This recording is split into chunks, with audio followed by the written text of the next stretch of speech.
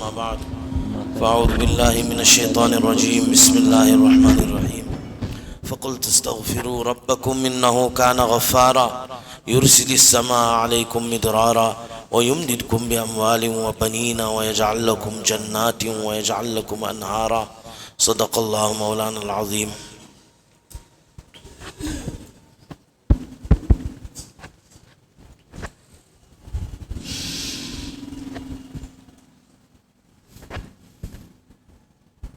حضرت مفتی صاحب علیہ الرحمہ کے ہاں اکثر رمضان میں حضرت سے اگر کوئی درخواست کرتا تھا کہ حضرت بیان کچھ فرما لیجئے تو حضرت اس حدیث کی تشریح فرماتے تھے کہ املک علیک لسانک ولیسع بیتک وابکی علی خطیئتک.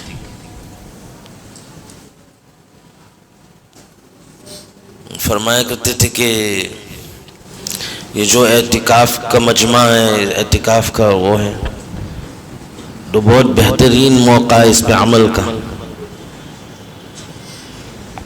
اور ان 3 باتوں پہ اگر اہتمام کے ساتھ عمل کرے تو کامیابی حاصل ہو جاتی ہے. زبان کی حفاظت، بلا ضرورت کسی سے بات کرنا، غیبتیں کرنا، ادھر ادھر کی باتیں کرنے سے اگر آدمی وہ پرہیز کرے تو اس میں بہت فائدہ ہے. حضرت مولانا محمود صاحب داموجدوم نے بھی گزشتہ ہفتے اس پہ بات کی تھی. پھر ولیسع بیتک، ہر معتکف کو اپنی جگہ دی گئی ہے، بتایا گیا ہے یہ تمہاری جگہ ہے. اس جگہ پر اگر ہم بیٹھے رہے اور باہر کی فکر کو رہنے دیں، باہر کیا ہو رہا ہے، ادھر ادھر کیا ہو رہا ہے، اور اپنی جگہ ہم بیٹھے رہے اور یکسوئی کے ساتھ ہم اپنے اعمال میں ہم لگے رہے تو اس میں بہت کامیابی ہے. وابکی علی خطیئتک، یاد کر کر کے اپنے گناہوں پہ ہم توبہ کریں، اللہ سے استغفار کریں،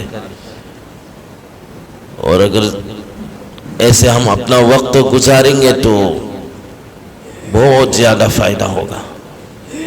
جو مکمل فائدہ ہے یہاں کے آنے کا اور جو حاصل ہونا چاہیے وہ حاصل ہو جائے گا انشاءاللہ.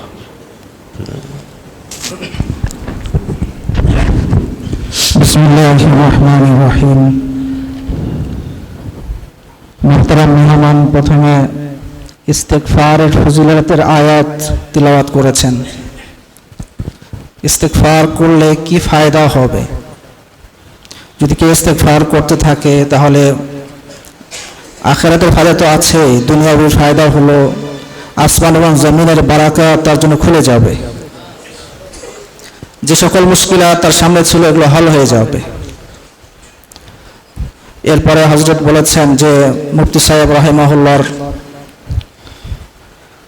কাছে যখন বলা হতো যে ইআতিকাফের মজমা তো বয়ান করা দরকার,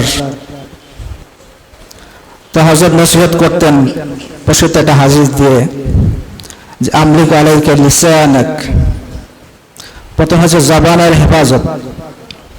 ইআতিকাফ বা রমাদান তখনই সার্থক হবে, তখনই আমরা কামিয়াবির সাথে ইআতিকাফ করতে পারবো যখন এই প্রথম শর্ত পূর্ণ হবে, যে জবানের হেফাজত করতে হবে। এরপরে হচ্ছে ওয়ালিয়াসআকা বাইতুক, তোমার ঘর তোমার জায়গা যেন তোমার জন্য প্রশস্ত হয়ে যায়, যথেষ্ট হয়ে যায়। তো ইআতিকাফে আমরা যে মাজমায় আছি, বিভিন্ন জায়গা থেকে বিভিন্ন সাথী এখানে এসেছি, প্রত্যেকের একটা জায়গা দেওয়া হয়েছে, স্থান দেওয়া হয়েছে। তো এই স্থানই হচ্ছে আমার মানে স্থির হওয়ার জায়গা, এটা এখানে আমার বাইত। তো এই জায়গাতে আমাদের স্থির হয়ে বসে থাকা, আমলের মাঝে থাকা, বাহিরের দুনিয়া থেকে একদম মুক্ত থাকা, মন কাতিয়া হয়ে যাওয়া, বাহিরে কি হচ্ছে না হচ্ছে কোনো খবর যেন আবার না থাকে, এটা অবশ্যই আমাদের হতে হবে।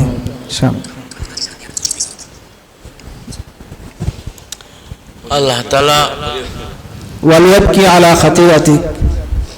এরপর হাদিসের তৃতীয় বাক্য হচ্ছে যে আমাদের গুনাহ তো আছে, এই গুনাহের কথা স্মরণ করে কান্না করতে থাকা এবং গুনাহ মাফ করার জন্য ইস্তিগফার করতে থাকা। প্রথমে যে ইস্তিগফারের আয়াত পড়েছেন মূলত এই অংশের জন্যই, যেন আমরা থেকে বসে থাকি, নিজের জায়গায় বসে থাকি, জমে থাকি, বাহিরের দুনিয়া থেকে আলাদা হয়ে থাকি এবং নিজের গুনাহের কথা স্মরণ করে ইস্তিগফার করতে থাকি। अल्लाह तबारक व तआला रहीम है और अल्लाह ताला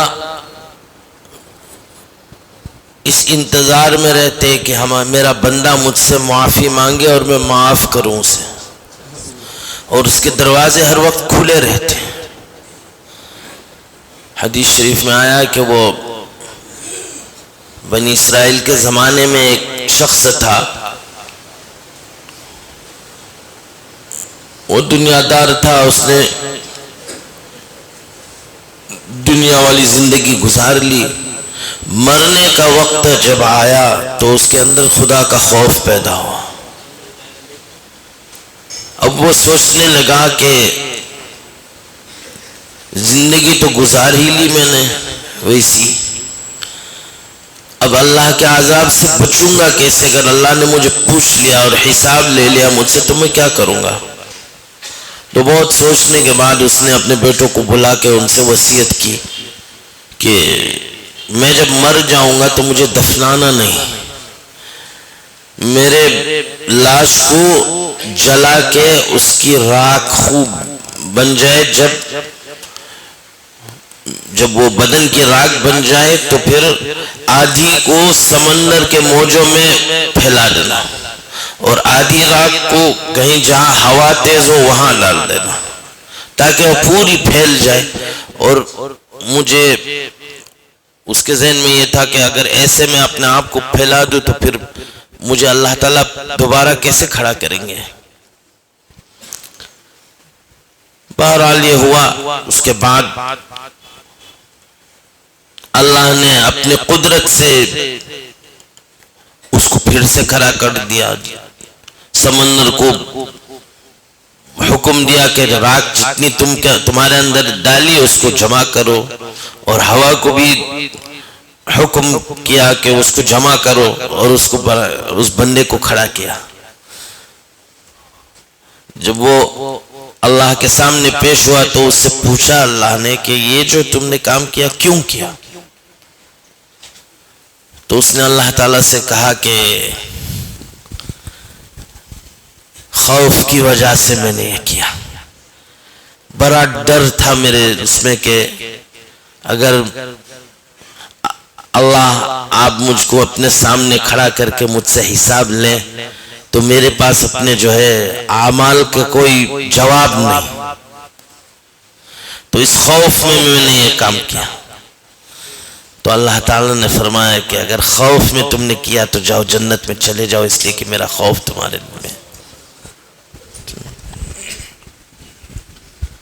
আল্লাহ সুবহানাহু ওয়া তাআলা রহিম, আল্লাহ রহমত দেওয়ার জন্য অপেক্ষা করেন যে বান্দা কখন ইস্তিগফার করবে, গুনাহ মাফ চাবে, আল্লাহ দয়া দেখাবেন, রহমত দেখাবেন। তো আল্লাহ রহমতের দরজা সবসময় খোলা রাখেন।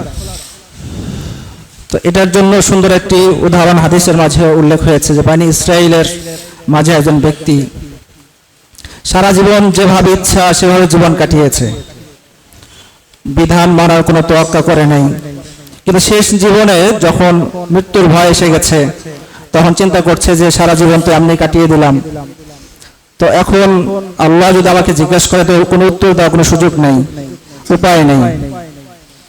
তো এটা তার মাথায় কাজ করে যে একটা উপায় বের করা দরকার যেন আল্লাহ আমাকে ধরতে না পারে। তার মতো করে সে চিন্তা করেছে এবং তার সন্তানদেরকে ওসিয়ত করেছে যে আমি যখন মারা যাব তখন আমাকে দাফন করবে না, বরং আমাকে জ্বালিয়ে, আমার বডি জ্বালিয়ে ছাই করবা, এরপরে ছায়ের অর্ধেক সমুদ্রের ভিতরে ফেলে দেবা আর অর্ধেক কোনো যেখানে প্রবল বেগে বাতাস বইছে সেখানে উড়িয়ে দেবা। সে চিন্তা করেছে যে এভাবে ছড়িয়ে ছিটিয়ে দিলে হয়তো আর পুনরায় আমাকে জীবিত করা হবে না, আমাকে জিজ্ঞাসাও করা হবে না, আল্লাহর সামনে আমাকে আর দাঁড় করানো হবে না। কিন্তু আল্লাহ তো কাদির, আল্লাহ সুবহানাহু ওয়া তাআলা আবার সেই ছাইগুলোকে হুকুম দিয়েছেন, নিজ কুদরতে আবার তাকে জীবিত করেছেন। জীবিত করার পরে যখন আল্লাহর সামনে তাকে দাঁড় করানো হয়েছে, তো আল্লাহ জিজ্ঞাসা করেছেন যে তুমি এমন কেন করলা, কি কারণ? তো উনি বলছেন যে খৌফ কি ওয়াজে আছে, ভয়ে, আপনার ভয়। এই যে তার অন্তরের মাঝে যে ভয় এসে গেছে, অনুশোচনা এসে গেছে, সে নিজের গুনাহের ব্যাপারে সে অনুতপ্ত, তো এটা আল্লাহর ভালো লেগে গেছে। তো তার এই ভয়ের এই স্বীকারোক্তির কারণে আল্লাহ তাআলা তাকে ক্ষমা করেছেন এবং তাকে জান্নাত দিয়েছেন। क़यामत के रोज एक आदमी को अल्लाह के सामने लाया जाएगा, उसके अमाल सही नहीं होंगे तो फैसला किया जाएगा कि इसको तो जहन्नम में डालो, तो फरिश्ते उसको जहन्नम की तरफ ले जाए होंगे। बार बार वो रुक के पीछे की तरफ देखेगा, कुछ कुछ 2-4 कदम लेके फिर वो रुक के पीछे देखेगा, फिर रुकेगा, फिर फरिश्ते अल्लाह से कहेंगे कि ये बंदा कैसा है, बार बार। तो अल्लाह कहेंगे ठीक है, उसको फिर से बुला लो। उसको पूछेंगे कि तुम्हारा तो फैसला हो गया, ये क्या काम कर रहे हो तुम इस? तो कहेगा कि दुनिया में सुना था, उलमा से सुना था कि आपकी रहमत बहुत वसी है, तो बार बार मैं पीछे देख रहा था और इस सोच में और इस उम्मीद में कि आपकी रहमत और आपका वो करम कब वो उसमें आएगा, जाहिर कब होगा, कि आप कब मेरी तरफ जो है नजर करम फरमाए कि जो है मुझे माफ करेंगे। तो अल्लाह कहेंगे कि यही तुम्हारा मकसद था? जी हाँ, यही मकसद था, कि बस माफ हो गया, अब जन्नत में चले जाओ। एक और शख्स ऐसे ही उसके बारे में फैसला होगा, उसको भी जहन्नम में ही जाना होगा। जैसे फैसला होगा वो भागना दौड़ना शुरू करेगा। एक अल्लाह वाले से मैंने ये बात सुनी, उन्होंने फरमाया कि हज़रत क़ारी तैयब साहब रहमतुल्लाह अलैह ने ये बात लिखी। तो वो दौड़ता हुआ जहन्नम की तरफ जाएगा, तो फरिश्ते अल्लाह से कहेंगे कि ये भी अजीब आदमी है।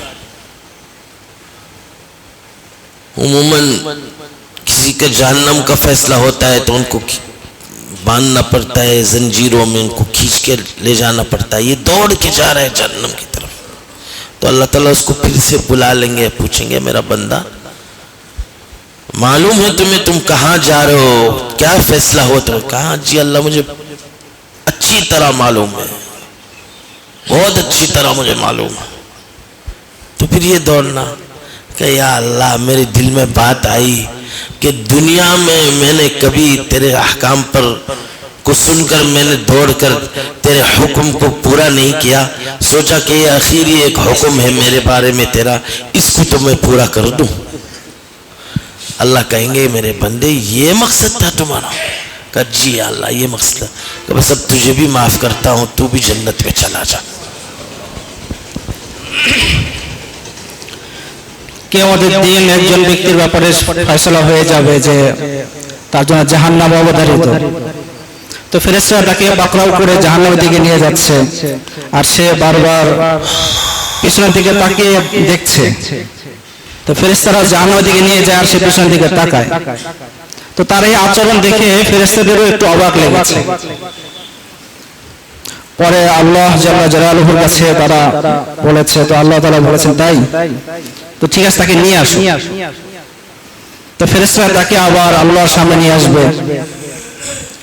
তো আল্লাহ তাকে জিজ্ঞাসা করবেন যে তুমি এমন কেন করছো, পিছন থেকে বারবার কেন তাকাচ্ছ? তো ওই ব্যক্তি বলবে যে ইয়া আল্লাহ, ওলামায়ে কেরাম থেকে আমরা শুনেছি যে আপনি রহিম, আপনার রহমত অনেক প্রশস্ত, আমাদের গুনাহের চাইতে আপনার রহমত আরো বড়, এটা আমি শুনেছি। তো জাহান্নামের দিকে যাচ্ছি, কিন্তু বারবার মনের মাঝে এই ভাব উদয় হচ্ছে যে আল্লাহ যে রহমত অনেক বড়, অনেক প্রশস্ত, এটা প্রকাশের সময় তো এখন, হয়তোবা আমার উপরে আল্লাহ তাআলা রহমত করবেন, এই প্রত্যাশা, এই আশা নিয়ে, এই ভাবনা নিয়ে বারবার পিছনের দিকে তাকাচ্ছি। তো আল্লাহ বলছেন এই মাকসাদ, শুধু এতটুকুর জন্যই? বলে হ্যাঁ, তাহলে তোমাকে ক্ষমা করে দেওয়া হলো। তো মনের মাঝে এই ভাবনা সবসময় জাগ্রত রাখা যে আল্লাহর রহমত ওয়াসি, প্রশস্ত, বড়, হতাশ না হওয়া। জাহান্নামের ফয়সালা হয়ে গেছে, সেই সময়ও রহমতের প্রত্যাশা, রহমতের ভাবনা অন্তরের মাঝে রাখলেও যে আল্লাহ ক্ষমা করে দেন, এটার সুন্দর একটা নমুনা, এটা উদাহরণ। আরেকটি ঘটনা উল্লেখ করেছেন যে একজনের জন্য জাহান্নাম ফয়সালা হয়ে গেছে, অবধারিত হয়ে গেছে, সিদ্ধান্ত হওয়ার পরেই জাহান্নামের দিকে দৌড়াচ্ছে। তো সাধারণত অন্যদের ব্যাপারে সিদ্ধান্ত হলে তাকে ধরে নিয়ে যেতে হয়, শিকলে বেঁধে তারপর নিয়ে যেতে হয়, কিন্তু ইনি দৌড়ে যাচ্ছেন। তার এই আচরণটাও ফেরেশতাদের অবাক লেগেছে। পরে আল্লাহর সামনে পেশ করেছে। তো আল্লাহ জিজ্ঞেস করেছেন যে কেন তুমি এরকম করছো, তুমি কি জানো যে কোন দিকে যাচ্ছ, কিরকম আযাব এবং শাস্তির দিকে যাচ্ছ? তো ব্যক্তি বলে যে হ্যাঁ জানি। তাহলে এদিকে দৌড়াচ্ছ যে? তো উনিও একটা প্রত্যাশা, একটা ভাবনার কথা বলবেন যে ইয়া আল্লাহ, দুনিয়াতে যখন ছিলাম তখন কোন বিধান, কোন হুকুম আমার সামনে আসলে আমি আমল করতাম না, ওদিকে ভ্রুক্ষেপ করতাম না, বরং এড়িয়ে চলতাম। তো জীবন, দুনিয়ার জীবন তো শেষ, আখিরাতে ফয়সালা হয়ে গেছে, এই সময় হলো আমি একটা বিধান নিজের আগ্রহে মানতে চাই। তো আমার ব্যাপারে যেহেতু সিদ্ধান্ত হয়ে গেছে, বিধান ফয়সালা জারি হয়ে গেছে যে আমাকে জাহান্নামে যেতে হবে, তো আপনি যেহেতু ফয়সালা দিয়েছেন, তো আমি জাহান্নামে যেতে চাই। তো এই জাহান্নামের দিকে দৌড়ানোর উদ্দেশ্য হলো আপনার বিধানকে স্বআগ্রহে খুশি মনে পালন করা। তো তার এই ভাবনা আল্লাহর ভালো লেগে গেছে। আল্লাহ তাআলা জিজ্ঞেস করবেন যে শুধু এই মাকসাদে, শুধু এই জন্যই? বলে হ্যাঁ। বলে ঠিক আছে, তোমার এই ভাবনার কারণে তোমাকে ক্ষমা করে দেওয়া হলো। अल्लाह ताला बस एक बहाना ढूंढते हैं और अल्लाह ताला अपनी बंदों से बहुत मोहब्बत करते हैं। अल्लाह ताला चाहते कि हम उनकी तरफ रुजू करें, और जैसे बंदा रुजू करता है अल्लाह ताला सुन लेते हैं और उनका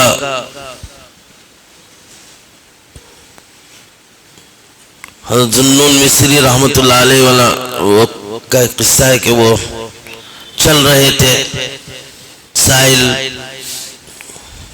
नदी के किनारे चल रहे थे। उन्होंने देखा कि अचानक कोई वो तैरने वाला जानवर आया और बहुत तेज उसके ऊपर एक बिच्छू सवार हुआ, और अब वो बिच्छू को लेके नदी के दूसरी तरफ जा रहा था। तो अल्लाह वाले कभी किसी बात को देख के अल्लाह उनके दिल में डाल देते, बट ये बहुत अजीब कोई काम होने वाला है, तो वो भी जल्दी जल्दी किसी तरह कोई वो कश्ती वगैरह करके उसके पीछे पीछे गए दूसरी तरफ। उधर जब पहुंचे नदी के दूसरी तरफ, तो देखा कि वो बिच्छू उतरा और वो दौड़ के जो है कहीं जा रहा है।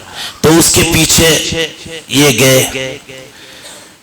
देखा कि दरख्त के नीचे एक आदमी सोया है। तो उन्होंने सोचा कि इस आदमी को मारने के लिए शायद ये बिच्छू जा रहा है, तो वो दूर से उनको वो करने लगे कि भाई ये बिच्छू आ रहा है, संभालना, लेकिन वो अपना मस्त सोते रहे।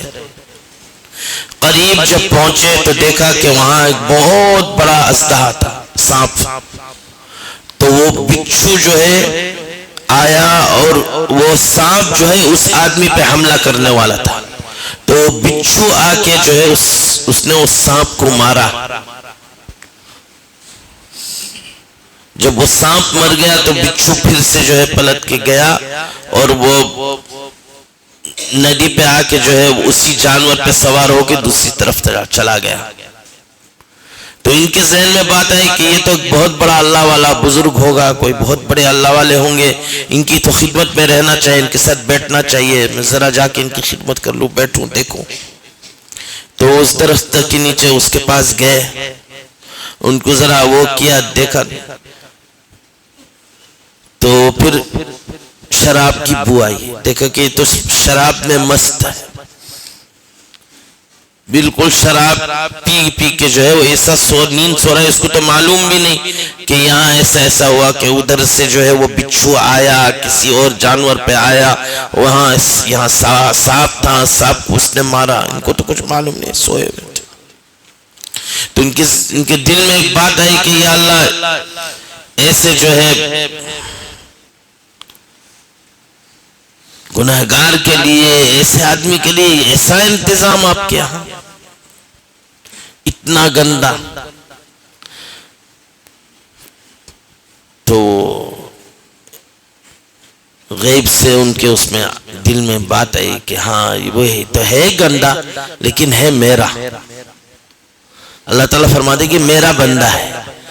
تو جب اللہ تعالیٰ کسی گنہگار کے حفاظت کے لیے ایسا انتظام کریں گے, تو جو آدمی اپنے سب گھر بار, کام, دکان, مکان, ہر چیز کو چھوڑ کے اللہ کے گھر میں جب اللہ تعالیٰ توفیق دیتے آنے کی, اور یہاں اللہ والوں کی خدمت میں رہ کر اپنے وقت کو گزارتا ہے اور اللہ سے مانگتا ہے, اللہ کے سامنے روتا ہے, تو کیا اللہ تعالیٰ اس کی جو ہے نہیں سنیں گے؟ ضرور سنیں گے. تو اصل یہ یہاں آنے کا مقصد یہ ہے کہ ہم اللہ کے بنے, ہم اللہ کو پکارے, اللہ سے مانگے, اللہ تعالیٰ دینے کے لیے تیار ہے. ہم تو مائل بکرم ہیں, کوئی سائل ہی نہیں. ہم تو مائل بکرم ہیں, کوئی سائل ہی نہیں. راہ دکھلائے کسی راہ منزل ہی نہیں. تو یہ اللہ تعالیٰ ہر وقت دینے کے لیے تیار ہے.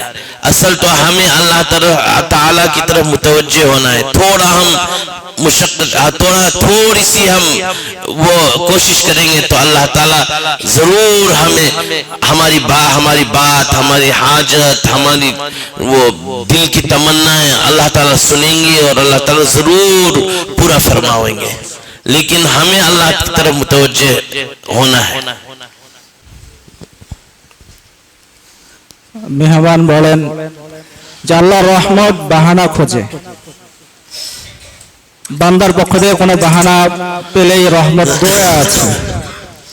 তার একটা সুন্দর উদাহরণ হলো জুনদুন মিসরি রাহিমাহুল্লাহর জীবনের ঘটনা থেকে উল্লেখ করেছেন যে উনি এক সময় নদীর পাশ দিয়ে যাচ্ছিলেন, হঠাৎ দেখলেন যে জলজ প্রাণী, কোন একটা প্রাণী হবে, সে নদীর কিনারায় এগিয়ে আসলো, আর একটা বিচ্ছু সেই পানির পিঠে সওয়ার হলো.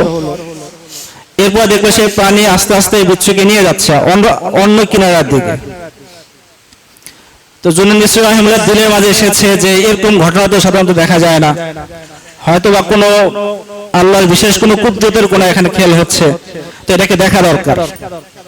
তো উনি হয়তো নৌকার ইন্তজাম করে ওই প্রাণীর পিছিয়ে গেছেন এবং যেতে যেতে অপর কিনারে পর্যন্ত চলে গেছেন. এরপর দেখলেন যে ওই বিচ্ছু আস্তে আস্তে ওই অপর কিনারায় যাওয়ার পরে আরো দৌড়ে যাচ্ছে. তো জুনদুন মিসরি রাহিমাহুল্লাহ খুব দ্রুত এগোচ্ছেন.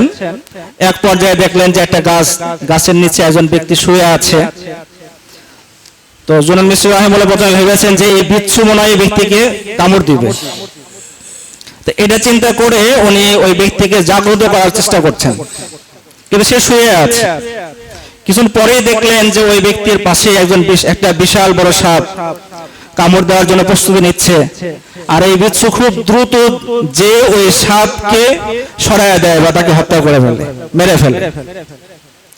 তার মানে হলো যে আল্লাহ তাআলা একটা বিশেষ ইন্তজাম করেছেন যেটা সাপ একজন ব্যক্তিকে, ঘুমন্ত ব্যক্তিকে কামড় দেবে, আর এই কামড়ে হয়তো সে মারা যাবে, কষ্ট পাবে। তো তাকে হেফাজত করার জন্য নদীর আরেক কিনারা থেকে একটা বিচ্ছুকে পাঠিয়েছেন। তো এটা দেখার পরে ওনার মনে হয়েছে যে ইনি হয়তো অবশ্যই অনেক বড় আল্লাহ ওয়ালা হবেন, যার জন্য এত বিশাল বড় ইন্তজাম করা হলো। তো কাছে গেছেন, যাওয়ার পরে দেখছেন যে এখান থেকে শরাব, মদের দুর্গন্ধ আসছে। তার মানে ওই ব্যক্তি মদ পান করে বেহুশের মতো পড়ে আছে। তখন খুবই অবাক হয়ে গেছে যে একজন মদ পানকারী ব্যক্তি, তাকে হেফাজত করার জন্য এত বিশাল বড় ইন্তজাম করা হলো। তো আল্লাহ তাআলা ওনার দিলের মাঝে ঢেলে দিয়েছেন যে সে যতই গান্দা হোক, যতই মদ পান করুক না কেন, সে তো আমার বান্দা। অতএব তাকে হেফাজত করা, তাকে সুরক্ষা দেওয়া আমার দায়িত্ব। তো শুধু এতটুকুর জন্য যে একজন বান্দা যত গুনাহগারী হোক না কেন, এই বান্দাকে আল্লাহ সবচেয়ে বেশি ভালোবাসেন। এই বান্দার জীবন যাপন করার জন্য যে সুরক্ষা দরকার, নিরাপত্তা দরকার, অন্য অন্য আয়োজন দরকার, তা আল্লাহ নিজে করেন। তাহলে এখান থেকে বোঝা যায় যে একজন গুনাহগার, মদ পানকারী একজন বান্দা, তার জন্য আল্লাহ এই ইন্তজাম করেছেন, এত সুন্দর রহমতের মুআমালা করেছেন। আর যে সকল ব্যক্তিরা নিজের ঘর ছেড়ে, নিজের ব্যবসা ছেড়ে, দোকান ছেড়ে, চাকরি ছেড়ে, দুনিয়ার অন্য অন্য ব্যস্ততা ছেড়ে মসজিদে এসে বসে আছে, তো তাদের জন্য কি আল্লাহ রহমত বৃষ্টি বর্ষণ করবে না? অবশ্যই করবে। শুধু দরকার হলো যে আমাদের চাওয়া, আমাদেরকে চেতে হবে, মন থেকে যেতে হবে। আল্লাহ রহমত দেওয়ার জন্য, দয়া করার জন্য বসে আছেন, প্রস্তুত আছেন, অপেক্ষা করছেন। আমরা যদি ওভাবে চাইতে পারি, আল্লাহকে মানাইতে পারি, তাহলে ইনশাআল্লাহ সেই মুসলধারে রহমত আমরাও পেয়ে যাব, আমাদের নসিবে আসবে ইনশাআল্লাহ।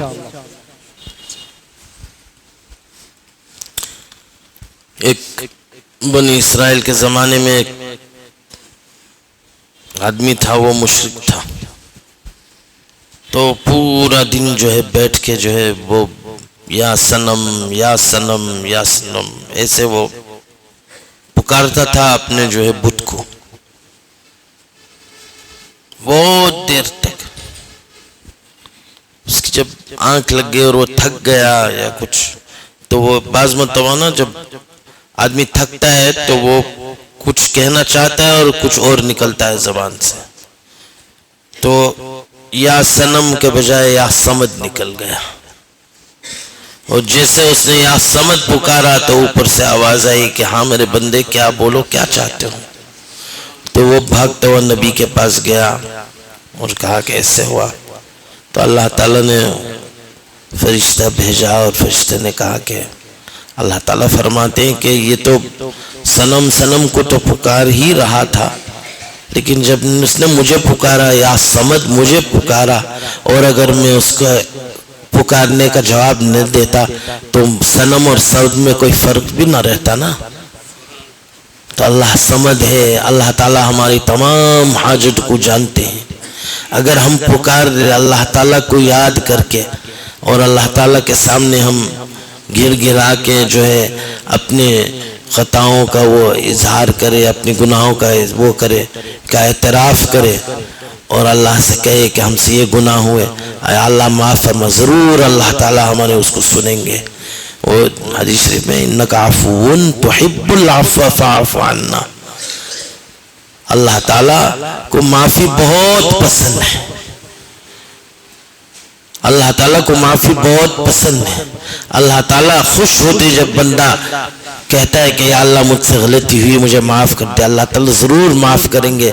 तो ये इसीलिए हम आए हैं यहाँ, अपने गुनाहों को माफ़ कराने के लिए। हाँ ये सही कि हर एक के, बहुत से लोग हम में से हम सब के उसमें हम कोई न कोई हाजत लेके आते घर से, वो कहते कि भाई फलानी दुआ करना, ये ज़रूरत है, वो ज़रूरत है। दुनिया की ज़रूरतें अपनी जगह पर है, उसको जरूर, वो भी उन हाजत को जरूर हम अल्लाह के सामने मांगे, लेकिन असल जो है यहाँ का आना और यहाँ का रहना और यहाँ जो है एहतिकाफ करना, उसका अल्लाह से ताल्लुक हमें जोड़ना है और अपनी आखिरत को बनाना है। और आखिरत को बनाने के लिए सबसे आसान ये है कि आदमी तौबा करे और अल्लाह के सामने गिर गिरा के रोए, तो अल्लाह ताला का नूर जो है फिर दिल में आता है। अल्लाह ताला हम सबको नसीब फरमाए। বনী ইসরায়েলের একজন ব্যক্তি ছিল মুশরিক, শিরিক করত এবং সবসময় তাদের কোনো মূর্তির সবসময় জপত, জিকির করার মতো জপত, ইয়া সনাম ইয়া সনাম। সনাম আরবি শব্দ অর্থ মূর্তি। তো এইভাবে সারাদিন বলতে বলতে যখন ক্লান্ত হয়ে গেছে, তো অনেক সময় দেখা যায় যে ক্লান্তির মাঝে মানুষ যখন কথা বলতে থাকে, বাকি কথা বারবার বলতে থাকে, তখন বলতে চাই একটা, বের হয় আর একটা, এরকম হয়ে যায় অনেক সময়। তো ক্লান্তি অবস্থায় ইয়া সনামু বলতে বলতে তার জবান দিয়ে বের হয়েছে ইয়া সমাদু। আর সমাদু হচ্ছে আল্লাহর সিফাত, সিফাতি নাম। তাহলে পার্থক্য হয়ে গেছে, আগে ছিল ইয়া সনামু মূর্তির কথা, আর এখন ইয়া সমাদু আল্লাহর কথা। তো এটা ইয়া সমাদু বের হওয়ার পরেই সে গায়েব থেকে আওয়াজ পেয়েছে যে তার দিলের মাঝে ঢেলে দেওয়া হয়েছে যে হে বান্দা বলো তুমি কি চাও। তাহলে ইয়া সমাদু বলার সাথে সাথে আল্লাহর পক্ষ থেকে আওয়াজ এসে গেছে যে হে বান্দা বলো তুমি কি চাও। তো এই আওয়াজ শোনার পরেই তার দিলের মাঝে অনুশোচনা এসেছে যে কতদিন ইয়া সনামু বললাম, কেউ তো আওয়াজ দিল না, কিন্তু হঠাৎ করে ইয়া সমাদু বের হয়েছে আর আওয়াজ শুনলাম। তো ওই ব্যক্তি ওই সময়ের যিনি নবী আছেন তার কাছে গেছেন, যে পুরো ঘটনা বলার পরে আল্লাহর পক্ষ থেকে ওই নবীর উপর ওহী এসেছে এবং তাকে জানানো হয়েছে যে এটা কিভাবে হতে পারে। সে যেহেতু ইয়া সনামু বলতেছিল সারাদিন, আর একবারের জন্য হলো ইয়া সমাদু বলেছে, তো এই সময়ে যদি আমার আওয়াজ না আসে তাহলে সনাম আর সমাদ দুটো আমাদের পার্থক্য কিভাবে হবে। সে যে মূর্তিকে ডেকে ডেকে হয়রান হয়ে গেছে, এর মাঝে যে আমি আল্লাহকে ডেকেছে, তো একবারের জন্য হলো ডেকেছে, তো এই পার্থক্য তো বোঝাইতে হবে, আর এই পার্থক্যের জন্যই আল্লাহর পক্ষ থেকে আওয়াজ এসেছে যে তুমি কি চাও হে বান্দা। তো এটা বড় একটি নমুনা, উদাহরণ বা আমাদের জন্য উৎসাহ যে একজন মুশরিক শিরকের মাঝে আছে, একবারের জন্য বেখিয়ালি অবস্থায় হঠাৎ করে ইয়া সমাদু আল্লাহর নাম জবান থেকে বের হয়েছে, আর অপর দিক থেকে আল্লাহর পক্ষ থেকে রহমত থেকে আওয়াজ এসেছে। তাহলে যে সকল সাথীরা আমরা এখানে আছি, ইতিকাফে আছি এবং সবসময় একটা আমলের মাঝে আছি, তো আমরা যদি রোনাজারি করে কান্নাকাটি করে যদি আল্লাহর কাছে চাই, নিজের গুনার ক্ষমা আল্লাহর কাছে যদি আমরা চাই, তাহলে অবশ্যই আল্লাহ তাআলা আমাদের ক্ষমা করবেন, আল্লাহর রহমত আমাদের দিকে মুতাওয়াজ্জিহ হবেন। আল্লাহ তো ক্ষমা ভালোবাসেন, আল্লাহ আফুউন কারীম, এবং আল্লাহ মহব্বত করেন, পছন্দ করেন ক্ষমা করতে। শুধু প্রয়োজন যে আমাদের পক্ষ থেকে গুনার স্বীকারোক্তি, ইতিরাফ করা, গুনার স্বীকার করা যে হে আল্লাহ গুনাহ হয়ে গেছে, এবং খালিস দিলে তওবা করা এবং আল্লাহর কাছে গিয়ে রোনাজারি করা এবং ক্ষমা ভিক্ষা মাগফিরাত চাওয়া। যদি আমরা সহিভাবে মাগফিরাত চাইতে পারি তাহলে ইনশাআল্লাহ অবশ্যই আল্লাহ তাআলা আমাদেরকে মাগফিরাত দিয়ে দিবেন। দুনিয়ার কত জরুরত নিয়ে আমরা এখানে আসি, এই জরুরত সেই জরুরত, কত কিছু দরকার। দুনিয়া যেহেতু আল্লাহ তাআলা বিভিন্ন জরুরতের মাঝেই আমাদেরকে তৈরি করেছেন, তো জরুরত তো থাকবেই, কিন্তু এখানে আসার সবচেয়ে বড় মাকসাদ হলো যে আল্লাহর সাথে সম্পর্ক আমার তৈরি হচ্ছে কিনা। এই যে আমরা আছি, অনেক আমল করছি, মাঝে মাঝে নিজের দিলের সাথে মুহাসাবা করা যে আল্লাহর সাথে সম্পর্ক তৈরি হওয়ার কথা ছিল, সেই সম্পর্ক তৈরি হলো কিনা, এবং আমার গুনার মাগফিরাত আমি পেলাম কিনা, আমি কতটা চেষ্টা করলাম, কতটা রোনাজারি করলাম, কিভাবে আমি তওবা করলাম, এই বিষয়গুলোর মুহাসাবা সবসময় দিলের মাঝে থাকা এবং সহিভাবে করলে ইনশাআল্লাহ অবশ্যই আল্লাহ তাআলা আমাদেরকে দান করবেন। सैयदना मूसा अलैहिस्सलाम का किस्सा है ना कि वो हारून उनको बहुत सताते थे, बहुत सताता था। आखिर में उसने इस तहमत की हज़रत मूसा अलैहिस्सलाम आजिज़ आ गए, तो उन्होंने अल्लाह से दुआ किया कि अब मैं बहुत हो गया। तो अल्लाह ताला ने मूसा अलैहिस्सलाम को कहा कि ये ज़मीन को तुम्हारे उसमें कर देता हूँ। तो जब कानून था सामने, तो मूसा अलैहिस्सलाम ने ज़मीन को कहा कि इसको निगल लो, ले लो इसके अंदर। तो वो थोड़ा जो है जो उसके पैर थोड़े से जाने लगा ज़मीन के अंदर, तो पुकारने लगा कि मूसा माफ़ कर दीजिए, हमें माफ़ कर दो भाई, आइंदा मैं नहीं सताऊंगा आपको। मूसा अलैहिस्सलाम ज़मीन को कहने लगे और ले लो उसको, और ऐसे वो पुकारता रहा, और मूसा अलैहिस्सलाम उसको यहाँ तक कि वो ज़मीन में धंस गया। बात खत्म हो गई। फिर कुछ दिन बाद जिब्रील अलैहिस्सलाम ने फरमाया कि मूसा, अल्लाह ताला फरमा रहे थे, अल्लाह ताला ने फरमाया कि वो कारून को ज़मीन ने के अंदर वो तुमने कर लिया, वो तुम्हें पुकारता रहा है, पुकारता रहा और माफ़ी मांगता रहा, तुमने सुना नहीं। अल्लाह ताला फरमाते कि वो अगर तुम्हारे बजाय काश के मुझसे एक मर्तबा कह देता कि अल्लाह मुझे माफ़ कर दे, तो मैं उसको फौरन माफ़ कर देता। तो अल्लाह ताला की रहमत बहुत वसी है, इस बात को हमें याद रखना है। असल इन चीज़ों को, इन बातों को अगर ये हमारे जहन में रहेगा कि अल्लाह ताला माफ़ करने वाले हैं, अल्लाह ताला सुन रहे हैं, अल्लाह ताला की रहमतें यहाँ बरस रही है, अल्लाह ताला का फजल है हम पर, तो जैसा हमारा गुमान है अल्लाह से, अल्लाह ताला वैसे इंशाअल्लाह हमारी उम्मीदों को पूरा फरमाएंगे। दुनिया आखिरत की अल्लाह ताला भलाई नसीब फरमाएंगे। अल्लाह ताला हम सबको नसीब फरमाए, यहाँ हमारा आना भी कबूल फरमाए, यहाँ हमारा रहना भी कबूल फरमाए, और बेअदबी से और उससे अल्लाह ताला हमारी हिफाजत फरमाए। अल्लाह ताला महरूमी से हम सब की हिफाजत फरमाए, और यहाँ के तमाम बरक़ात से जो अल्लाह ताला अपने मकबूल बंदों को अता फरमाता है, अल्लाह ताला हम सबको नसीब फरमाए। व आखिरु दावाना अल्हम्दुलिल्लाहि रब्बिल आलमीन। কারণ মুসা আলাইহিস সালামের কওমের মাঝে একজন ব্যক্তি ছিল কারণ। তো কারণ বিভিন্নভাবে মুসা আলাইহিস সালামকে কষ্ট দিত, খুব কষ্ট দিত, এত বেশি কষ্ট দিয়েছে যে মুসা আলাইহিস সালাম একবার আল্লাহর কাছে দোয়া করলেন যে আল্লাহ এই কারণের ব্যাপারে আপনি ব্যবস্থা নেন।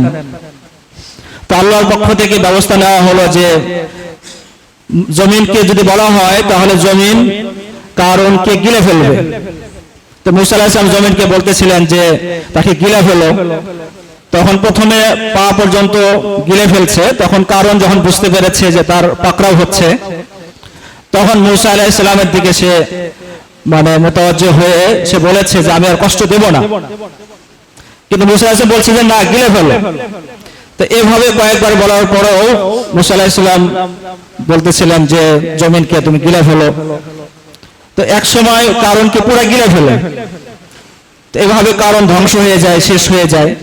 বেশ কিছুদিন পরে আল্লাহর পক্ষ থেকে ওহী আসে মুসা আলাইহিস সালামের উপরে, এবং বলা হয় যে হে মুসা আলাইহিস সালাম, যে কারণ তোমার কাছে মাপ চেয়েছিল এবং বলেছিল আর কষ্ট দেব না কয়েকবার। তো কারণ যদি আমার কাছে একবার চাইতো তাহলে আমি ক্ষমা করে দিতাম। তাহলে হাজারো কষ্ট দেওয়ার পরেও একজন নবী তো অনেক রহমতওয়ালা হন, এরপরেও উনি বলছেন না শাস্তি হয়ে যাক, কিন্তু আল্লাহ বলছেন যদি আমার কাছে একবার ক্ষমা চাইতো তাহলে ক্ষমা করে যেতাম। তা আসলে আল্লাহ ক্ষমা করার জন্য অপেক্ষমান। প্রয়োজন হচ্ছে আমাদের দিল তৈরি হওয়া, ফিকির তৈরি হওয়া, আমাদের জেহেন তৈরি করতে হবে, ফিকির তৈরি করতে হবে। শেষে খুব সুন্দর একটা কথা বলেছেন যে আমাদের ফিকির তৈরি করা, দিলের মাঝে কথা বসানো যে আমার উপর রহমত আল্লাহ দিবেন, রহমত নাযিল হচ্ছে, বারাকাত নাযিল হচ্ছে, মাগফিরাত দেওয়া হচ্ছে, এই ধারণা, এই ফিকির আমার তৈরি করতে হবে। যদি এই ফিকির তৈরি করতে পারি তাহলে আল্লাহ তাআলার রহমত অবশ্যই আসবে। যেহেতু আল্লাহ তাআলার মুআমালা মানুষের ধারণার উপর হয়, মানুষের ফিকির এবং জেহেনের উপর হয়, যেরকম ফিকির রাখে ওরকম আল্লাহ তাআলার মুআমালা হবে। তো এই জন্য দিলের মাঝে এই ফিকির তৈরি করা, এই জেহেনিয়ত তৈরি করা, তাহলে ইনশাআল্লাহ আল্লাহ তাআলা আমাদেরকে ওইভাবেই রহমত দান করবেন, মাগফিরাত দান করবেন। এবং শেষে হযরত দোয়া করেছেন, তো আল্লাহ তাআলা আমাদের জন্য এবং সকল মুসলমানের জন্য সেই দোয়াকে কবুল করুক, আমিন। জি, এখন আজান হবে ইনশাআল্লাহ। আজানের শেষ হওয়ার পরে জানাই দেওয়া হবে ইনশাআল্লাহ, আমরা পরে সুন্নত পড়ব।